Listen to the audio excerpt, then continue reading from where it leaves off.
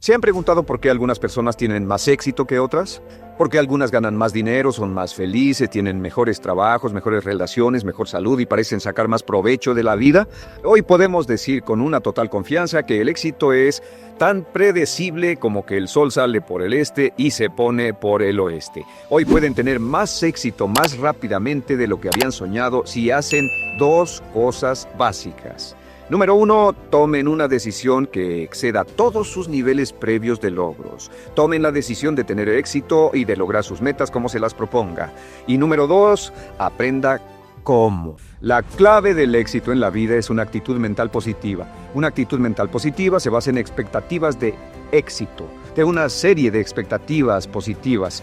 Esa serie de expectativas positivas se basa en sus creencias y en su concepto de sí mismo. El centro de su concepto propio que determina su eficacia en la vida es su autoestima, y su autoestima se mide por cuanto se valore a sí mismo. Las dos cosas que nos frenan más que nada son el temor al fracaso y el temor al rechazo.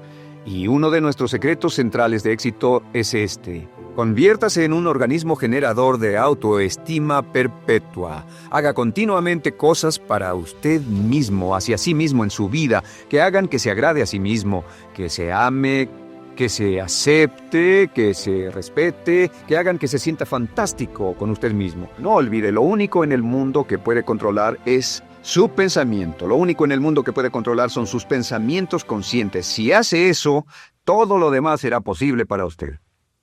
Y esto nos lleva a la pregunta: ¿de dónde viene el concepto de autoestima?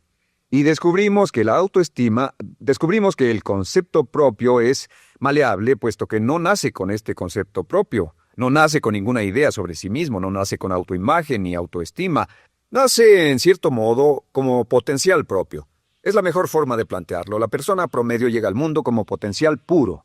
Y no tiene el concepto propio de que todo lo que es ahora, todo sentimiento que tiene, toda actitud o valor, tuvo que aprenderlo en el transcurso de su vida. También sabemos que el niño llega al mundo con una necesidad imperante de amor y contacto. Y como una gran cantidad de investigaciones lo indican, necesitamos mucho amor y contacto durante toda nuestra vida, pero en especial durante nuestros años de formación, porque de niños aprendemos quiénes somos, cuánto valemos, si somos importantes, inteligentes, amorosos, chistosos. Todo esto lo aprendemos por la forma en que nuestros padres nos tratan. Si nuestros padres, nuestros parientes, tíos o tías, en especial nuestros padres, nos tratan como si fuéramos realmente importantes, crecemos pensando que somos realmente importantes, pero si nuestros padres no lo hacen, pasa algo más. Sabemos que los primeros años de vida son los más importantes para el desarrollo del concepto propio, que un niño comienza a partir de cero. El niño nace sin saber quién es él o ella. Son sumamente valiosos el primero, segundo, tercero, cuarto y quinto años de vida.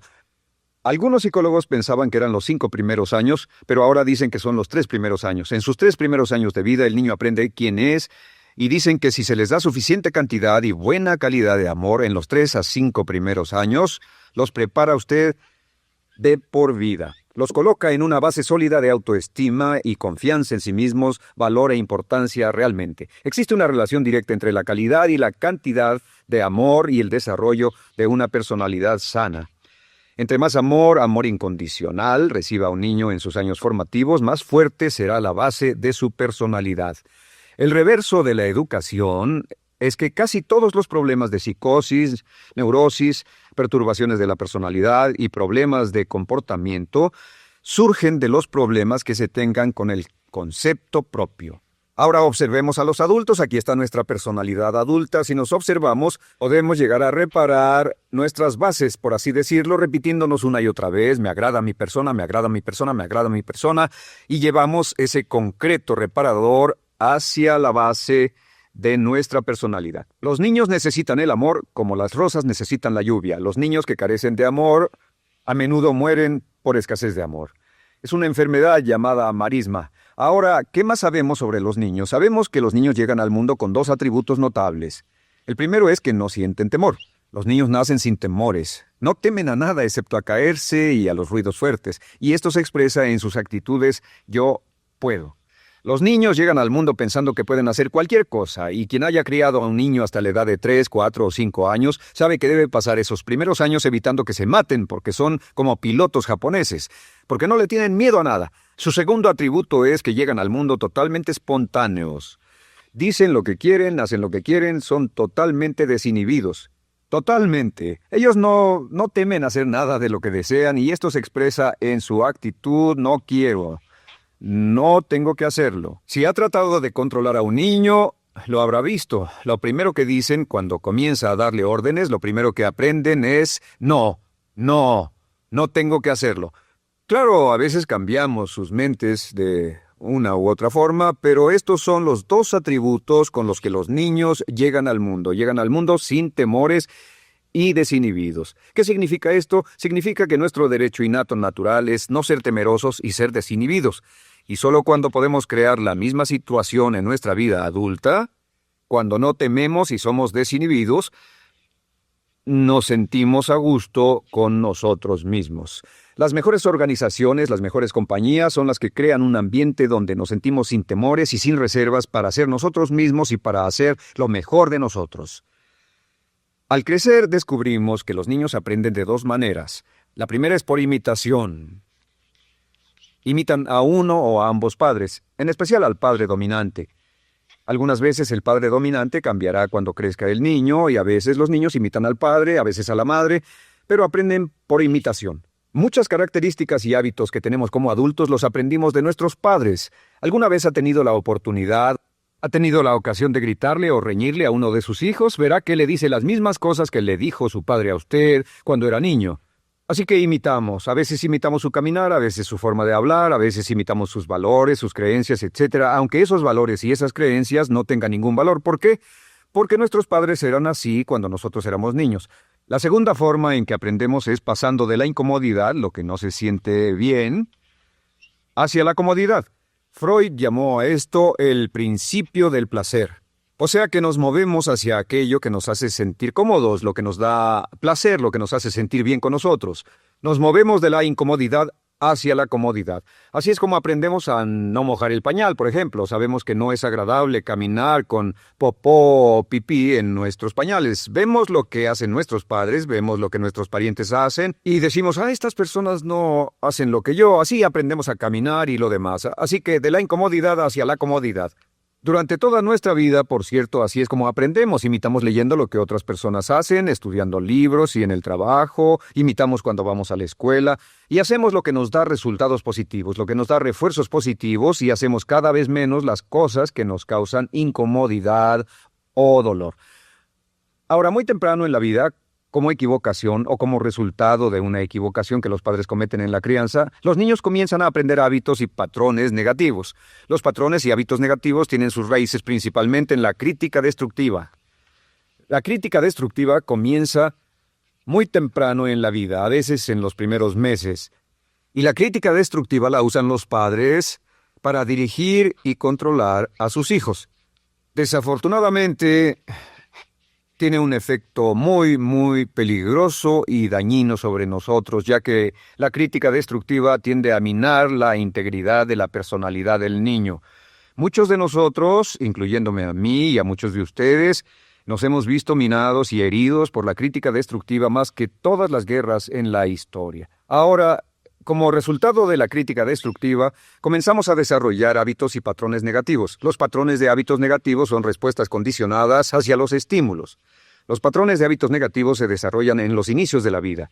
Se desarrollan como resultado de una repetición del temor y el dolor una y otra vez. Se desarrollan como resultado de la crítica destructiva, el castigo físico, etc. En los inicios de la vida comenzamos a desarrollar dos manifestaciones que nos persiguen durante toda nuestra vida y más que ninguna otra cosa inhiben nuestro potencial.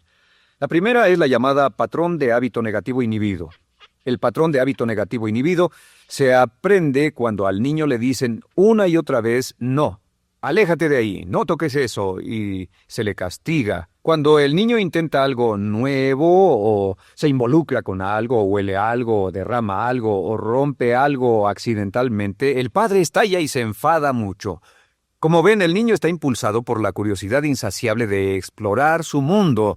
Y lo que pasa es que cuando lo explora o se interesa y echa a perder algo, si el padre reacciona golpeando al niño, el niño comienza a pensar: cada vez que intento algo nuevo, cada vez que intento algo diferente, cada vez que voy más allá de mis límites, cada vez que me salgo de mi zona de comodidad, cada vez que no juego sanamente, Me golpean, me castigan, me lastiman, me envían a mi alcoba y me siento mal. Y muy pronto el niño desarrolla el sentimiento de no puedo, no puedo, no puedo. Cada vez que trato algo diferente, me castigan. No puedo, no puedo, no puedo. Es como la respuesta de Pavlov. Pavlov sonaba la campana y le daba de comer a un perro, y el perro salivaba, y Pavlov alimentaba al perro. Mientras sonaba la campana, el perro salivaba y siguió haciendo eso, y después Pavlov solo sonaba la campana y el perro salivaba. Lo que pasa en la vida adulta es que esto crea lo que llamamos temor al fracaso. El temor al fracaso es una respuesta condicionada a un proceso de crítica destructiva que ocurre en los primeros 5 o 6 años de la vida. El temor al fracaso automáticamente nos activa, nos sentimos ansiosos, tensos, intranquilos, sentimos presiones y estrés en nuestro plexo solar, sentimos ganas de retirarnos del evento, y el temor al fracaso es la razón principal por los fracasos en la vida adulta. Es la razón principal por la que evitamos cumplir plenamente nuestro potencial. De hecho, todos los patrones de hábitos negativos se experimentan en el cuerpo físico. Puedes saber cuál es un patrón de hábito negativo porque se siente en el cuerpo físico, precisamente. El patrón de hábito negativo inhibido, el temor al fracaso, el no puedo, ocurre primero que todo en el plexo solar. ¿Ha tenido la ocasión donde debe hablar frente a un grupo, debe ir a una revisión de su desempeño, debe hacer una llamada determinante? Primero su plexo solar se aprieta. Si el temor continúa, su respiración se acelera. Su corazón comienza a latir apresuradamente, su frecuencia respiratoria aumenta y le duele la cabeza como migraña en la parte frontal, su garganta se le cierra y no puede hablar y se le seca la boca por completo, y como se pone tan tenso y asustado, va corriendo al baño. Estas son todas las manifestaciones. No hay peligro físico, pero sí peligro psicológico, una respuesta condicionada. Cuando sentimos estas cosas, la tendencia es retirarse de la situación que las ocasiona, y es la razón por la que no logramos mucho si retrocedemos. Es muy importante. El segundo patrón de hábitos negativos es el compulsivo. El patrón de hábito negativo compulsivo se aprende cuando a los niños se les dice una y otra vez: más vale que lo hagas. Si no lo haces, tendrás problemas o me las pagarás. A los niños se les convierte en recipientes del amor condicionado. Los padres no intentan hacer esto, pero lo que hacen es sugerirle al niño: no te amo, por lo tanto no estás a salvo, a menos y hasta que hagas lo que yo quiero. El niño crece sintiendo: tengo que hacer lo que quiera mi mamá. Debo complacerla, debo complacer a papá, debo complacer a los demás, debo complacer a mis parientes, y a veces debo complacer a mis semejantes, debo complacer a mis maestros, debo complacer a todo el mundo, y crecen con esto: debo. No puedo hacer lo que quiero hacer, debo hacer lo que complace a las demás personas. Este patrón de hábito negativo muy temprano en la vida se traduce en el temor al rechazo. El temor al rechazo lo experimentan los hombres como adultos como un comportamiento tipo A. Hablaremos del comportamiento tipo A posteriormente. El comportamiento tipo A es una necesidad compulsiva o excesivamente compulsiva de complacer de algún modo a alguien sin normas de comportamiento, prácticamente sin pensarlo. El temor al rechazo nos impulsa, nos hace muy sensibles a las necesidades de los demás. Hacemos cosas que otras personas quieren, no hacemos lo que nosotros queremos. Siempre estamos tratando de complacer a los demás, tenemos preocupaciones o nos importan las opiniones, sentimientos y actitudes de otros hasta el punto donde ocultamos nuestras necesidades. El temor al rechazo se siente en la columna del cuerpo. Se divide el cuerpo a la mitad y se siente hacia abajo en la mitad posterior del cuerpo. El primer lugar donde comienza a sentirse el temor al rechazo es generalmente en los hombros y el cuello. Nos sentimos entumidos, duros, tensos. Cuando tenemos mucho que hacer, sentiremos un estrés tremendo en la columna. Los músculos se estiran en la parte posterior. A veces se manifestará como flebitis y venas varicosas, y a menudo nos darán dolores de cabeza en la parte posterior de esta, porque las arterias carótidas que llevan la sangre hasta la cabeza, los músculos a su alrededor se contraen y la cantidad de sangre que fluye hacia la cabeza fluye más lentamente y se siente un terrible dolor de cabeza en la parte posterior. Estos dos temores, los patrones de hábitos negativos compulsivos, el compulsivo y el inhibitorio, son resultado de la crítica destructiva, el gran destructor de la personalidad que nos persigue durante toda la vida. Y lo maravilloso de todo esto es que, como son patrones de hábitos aprendidos, podemos olvidarlos. Podemos acabar con el temor al fracaso que nos detiene. Podemos acabar con el temor al rechazo que hace que hagamos cosas que complacen a los demás en vez de complacernos a nosotros, trabajando con nuestra propia autoestima. Porque existe una relación inversa entre la autoestima y el patrón de hábitos negativos, porque entre más se agrade a sí mismo, menos teme al fracaso. Entre más se agrade a sí mismo, menos teme al rechazo. Entre más se agrade a sí mismo, menos temerá a cualquier cosa. Y si sigue repitiendo, me agrada mi persona, me agrada mi persona, me agrada mi persona una y otra vez, si sigue diciendo esto, con el tiempo su autoestima sube más y más y más y más, y sus temores, desde luego, bajan. Cuando su autoestima sube, sus temores van en dirección opuesta. Ahora, ¿cómo enfrentar la crítica destructiva si debe criticar a otras personas? Pues eso es muy simple. Muchos padres nos han preguntado eso. ¿Cómo se controla a los niños? Una de las claves para controlar a los niños es dirigirlos para que hagan algo constructivo en lugar de hacer algo destructivo. Otra cosa que debe recordarse es que lo que quiere hacer es que quiere dar una crítica informativa, crítica constructiva, lo que significa que se les dice a los niños lo que pueden hacer o a los adultos lo que pueden hacer mejor. Todo el propósito de dar retroalimentación de cualquier tipo es mejorar el desempeño. Si es padre o si es jefe o si es una persona en una relación, si una persona está haciendo algo malo o inadecuado, todo el propósito de darles cualquier tipo de retroalimentación es para que puedan hacerlo mejor.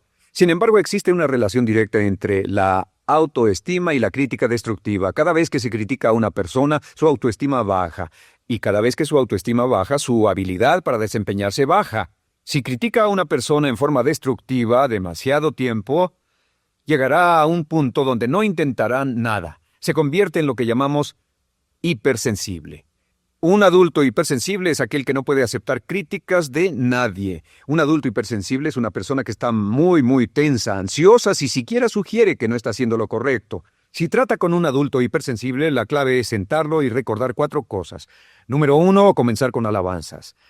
Número 2, proteja la autoestima de la persona a toda costa. Número 3, discuta el desempeño y no a la persona. Hable del comportamiento más que de la persona. Y número 4 es enfocarse hacia el futuro en vez de en el pasado. Enfóquese hacia lo que va a hacerse en forma diferente en el futuro en vez de lo que pasó en el pasado. ¿Por qué? Una razón muy simple, porque una persona no puede controlar el pasado. Al no poder controlar el pasado, cualquier crítica de lo que han hecho en el pasado les da un estrés tremendo y frustración. Así que, en resumen, la clave del éxito en la vida es una actitud mental positiva. Una actitud mental positiva se basa en expectativas de éxito, de una serie de expectativas positivas.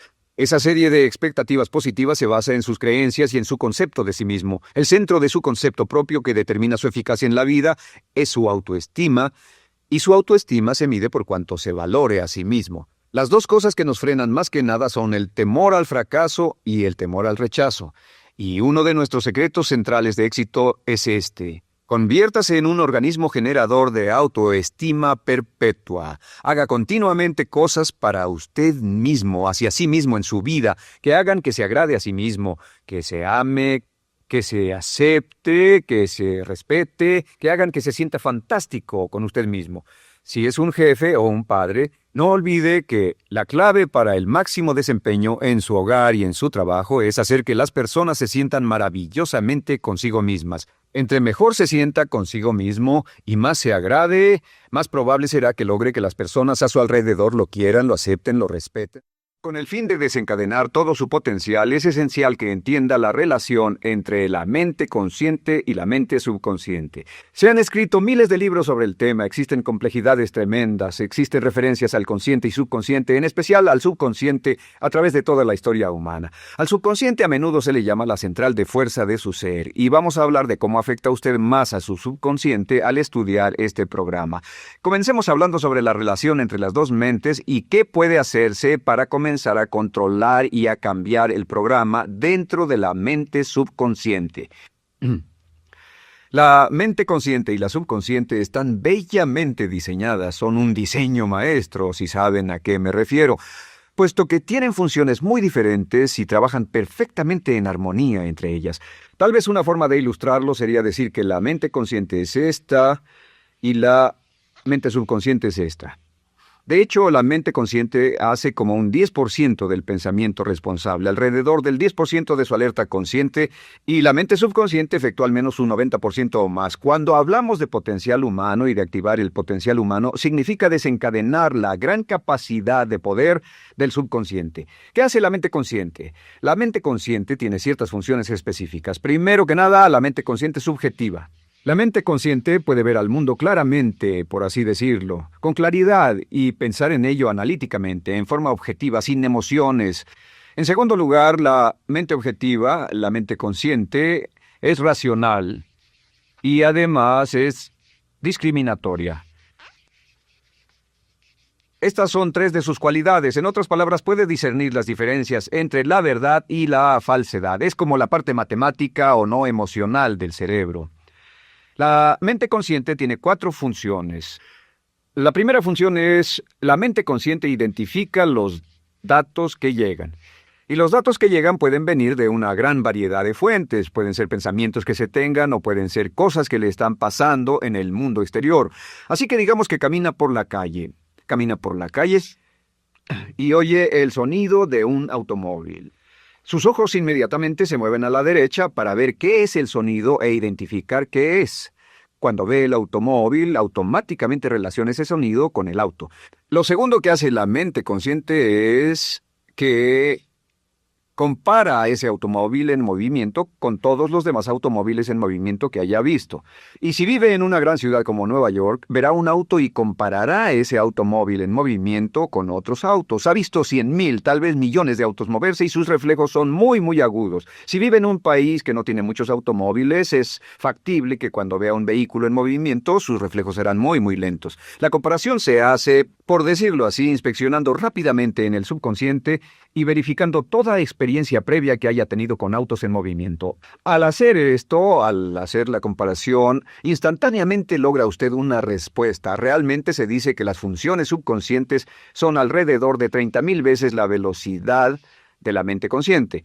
Puede echar un solo vistazo, oír un ruido o pensar un pensamiento con la mente consciente e instantáneamente desencadenará una reacción que tal vez tomaría una gran cantidad de horas de evaluación si tuviera que hacerlo conscientemente. La tercera función de la mente consciente es que analiza. Una vez que tiene una respuesta de su comparación, analiza la situación. Camina usted por la calle, escucha el sonido del motor automotriz, mira hacia la derecha, ve al carro dirigirse hacia usted. Su comparación le dice que se mueve a una velocidad de 80 kilómetros por hora y que estará donde usted está en un segundo, a menos que se mueva. Así que ahora lo analiza y dice, ¿qué debo hacer? ¿Debo moverme o no? La respuesta es sí, lo que hace es que se mueve, y esto nos lleva a la cuarta función de la mente consciente, que es decidir. La mente consciente decide qué hacer después del análisis. Dice sí o no. La mente consciente funciona como una computadora binaria. Siempre dice sí o no a la información que llega. La mente consciente solo puede tener un pensamiento a la vez. Y esto es sorprendente, como van a ver, es en realidad una estructura brillante. Así que camina por la calle, oye el sonido, mira hacia la derecha, ve el auto moverse. La comparación le dice que el auto se mueve hacia usted y el análisis del auto en movimiento le dice que debe quitarse. Usted dice, ¿me moveré? ¿Sí o no? La respuesta es sí. ¿Me muevo hacia adelante? ¿Sí o no? La respuesta es no. ¿Me muevo hacia atrás? ¿Sí o no? En cuanto dice, sí, me muevo hacia atrás, esta palabra sí pasa a su mente subconsciente. La mente subconsciente al instante desencadena todos los nervios, a todas las sinapsis, a todos los tejidos para que pueda moverse hacia atrás y quitarse de ahí. No debe quedarse sentado y pensar, ¿debo mover primero el pie derecho o primero el izquierdo? Todo lo que hace es enviar la señal a la mente consciente, apoyado por una carga, por así decirlo, o por una detonación de emociones. Entre más fuerte sea la emoción, más rápidamente responderá el subconsciente a su mandato. El subconsciente se activa con las emociones. La emoción del temor, la emoción del deseo, el instinto de supervivencia, el instinto de amor. Siempre es una emoción lo que desencadena al subconsciente. De acuerdo, ¿cuáles son algunas de las características de la mente subconsciente? La mente subconsciente es como un banco masivo de datos. El papel del subconsciente es almacenar y recibir datos. En otras palabras, la mente subconsciente es la mente subjetiva, puesto que simplemente es la mente que obedece. Mientras la mente consciente manda, La mente subconsciente obedece. La mente subconsciente no tiene pensamientos propios. Además, la mente consciente no tiene memoria. La mente subconsciente es el asiento de toda memoria. La mente consciente solo puede tener un pensamiento a la vez y la subconsciente retener miles de millones de hechos. La relación entre el consciente y el subconsciente es que el consciente es como un jardinero y el subconsciente es como el jardín. Las semillas que plante en su mente subconsciente, la mente consciente va a trabajar para cultivarlas. En la mente subconsciente tiene toda una serie de programas diferentes. El concepto propio, que contiene toda la información, todos los temas que le son importantes y todas las experiencias y respuestas previas a esas situaciones, para que si tiene una nueva situación similar, uno de los papeles del subconsciente es mantener su comportamiento consistente con su comportamiento previo. Así que si siempre ha tenido miedo de una situación y ve esa situación, instantáneamente temerá sin pensarlo. En una situación en la que no sabe nada sobre la tendencia natural, usted no temerá ni dejará de temer porque no sabe suficiente hasta que haya formado un banco de experiencias. Esto nos lleva a las 3 leyes críticas. 3 de las más importantes leyes mentales de las que hemos hablado. Recuerden que hablamos de cómo toda su vida está determinada por leyes mentales. La primera de estas 3 leyes mentales es la ley de la actividad subconsciente. La ley de la actividad subconsciente dice que lo que llegue a plantar en su mente subconsciente inmediatamente se pone a trabajar para ponerlo dentro de la realidad. Y su mente subconsciente hace que todas sus palabras y acciones encajen en un patrón consistente con su concepto propio. En otras palabras, hace que todas sus palabras y acciones mantengan un patrón consistente con su concepto propio o consistente con la información previa que ha alimentado. Así mantiene sus palabras y acciones consistentes con sus metas y, por así decirlo, se convierten en parte de su concepto propio. Significa que su lenguaje corporal, sus actitudes, su nivel de energía, su nivel de autoconfianza, la forma en que se desenvuelve con otras personas, sus habilidades sociales, todo consistente con su concepto propio. El subconsciente, simplemente sin pensar en ello, hace que todo esté consistente con eso, y cuando se siente bien, su concepto propio es positivo, tiene un resorte en sus pasos, su lenguaje corporal tiene confianza, valor, es extrovertido, etc. Y cuando se siente negativo, su concepto propio es negativo y actúa negativamente. Esto nos lleva a la segunda ley. Esta ley es la de la concentración. De hecho, es la 9ª ley de la que hemos hablado desde que comenzamos.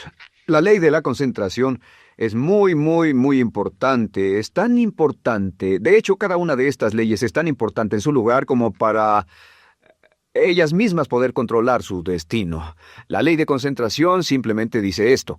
Dice que lo que coseche, crecerá. Lo que coseche, crecerá.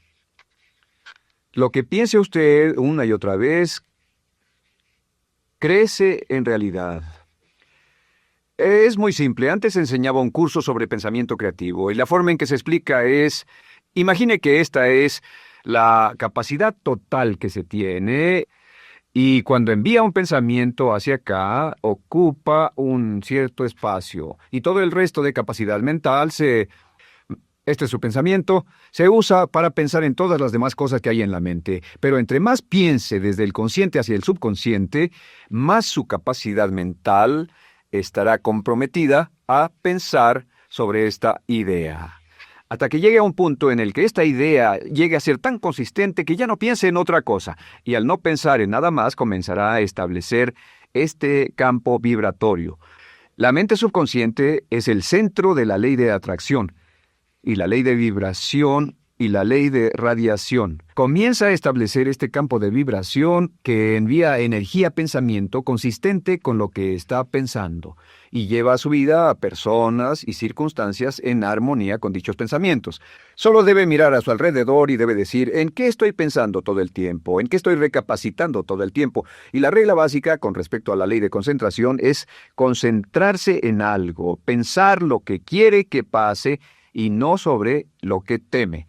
Y esto nos lleva a la tercera ley de esta serie, y esa es la ley de sustitución. Ahora, la ley de sustitución, como me han dicho muchos de mis graduados, ha sido la ley más importante que han aprendido. Es una ley muy simple. Se basa en un hecho que la mente consciente solo puede tener un pensamiento a la vez, ya sea positivo o negativo. Si quiere deshacerse de un pensamiento negativo, la mente no es como una aspiradora, no se queda vacía. Si quiere deshacerse de un pensamiento negativo, debe derribarlo con un pensamiento positivo. Puede reemplazar un pensamiento con otro. Reemplazar un pensamiento con otro. Y si hace eso en forma consistente, si reemplaza cualquier pensamiento negativo, cualquier pensamiento de temor, de ansiedad, cualquier pensamiento autolimitante y expectativas negativas, cualquier cosa que lo retenga, temor al fracaso, carencias, pobreza, rechazo, pérdida de cualquier cosa, si lo reemplaza con un pensamiento de deseo, esta es la clave: temor contra deseo. Si mantiene su mente en lo que desea y la aleja de lo que no desea y hace énfasis en lo que desea, sus temores disminuyen y se hacen más pequeños al pensar en lo que desea. Eventualmente, debido a la ley de sustitución, tendrá menos y menos tiempo y menos emoción de pensar en lo que no quiere. ¿Por qué las personas tienen éxito? Simplemente por esto. En la Biblia se dice: a aquel que tiene se le dará más, y a aquel que no tiene, aquello que no tiene se le quitará. Lo que significa simplemente es esto: los ricos se hacen más ricos y los pobres más pobres, y es porque los ricos piensan en riqueza y en bienestar todo el tiempo. ¿Y en qué piensan los pobres? Los pobres piensan en carencias, pérdidas y limitaciones, peligro, temor, fracaso, todo el tiempo. Así que si quiere desencadenar su potencial, si quiere ir directo a las estrellas, debe usar la ley de sustitución y mantener la mente en lo que desea. Use la ley de concentración para luchar continuamente por los resultados que desea. Esté centrado en soluciones y no centrado en problemas, centrado en las metas y no centrado en las leyes. Y la ley de la actividad subconsciente ajustará sus palabras, sus acciones, sus sentimientos, sus emociones y todo hasta el punto donde entrarán en su vida las personas y circunstancias que armonizarán con ello. Ahora, ¿cuál es la cosa más poderosa que puede hacer? Simplemente es esto. El éxito comienza cuando se toma un control a propósito y sistemático del contenido de su mente consciente. Control a propósito y sistemático del contenido de su mente consciente. Todo vuelve a la ley de control. Hablamos de ella al principio. El control a propósito y sistemático se acepta mejor diciendo una y otra vez: me agrada mi persona. Me agrada mi persona. Me agrada mi persona, me agrada mi persona. Y cuando repite me agrada mi persona, o mejor aún, me amo a mí mismo una y otra vez, lleva esto a su mente subconsciente más y piensa de sí mismo en términos positivos. Cada vez más desecha pensamientos de inferioridad, negatividad, temor, fracaso, rechazo, etc., y más programa los datos previos en su computadora subconsciente, que es consistente con una alta autoestima, eficacia personal y un desempeño personal excelente. La clave hacia su éxito en la vida es usar el poder de su mente subconsciente, programarlo con sus pensamientos, palabras, imágenes, ideas y sentimientos consistentes con un alto desempeño y mantener su mente en lo que desea y lejos de lo que teme. No olvide, lo único en el mundo que puede controlar es su pensamiento. Lo único en el mundo que puede controlar son sus pensamientos conscientes. Si hace eso, todo lo demás será posible para usted.